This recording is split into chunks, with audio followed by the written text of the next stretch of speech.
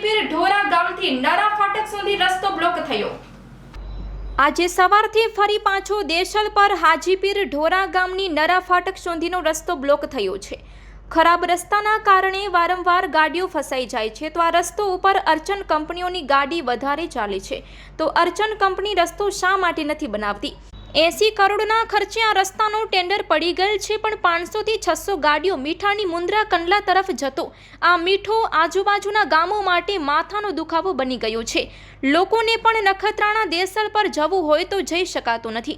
આજે સવારથી ગાડીઓના થપ્પા લાગી ગયા છે, ગાડીઓની લાઈન લાગી ગઈ છે, એસટી બસો પણ ઊભેલી છે। 108ની કોઈ જગ્યા નથી તેવું બાજુના ગામના જાગૃત નાગરિક સલીમ સામેજા અને અગન સમેજાએ જણાવ્યું હતું। Report by Amitbhai Bhanushali, Naliya, Abdasa, Kutch.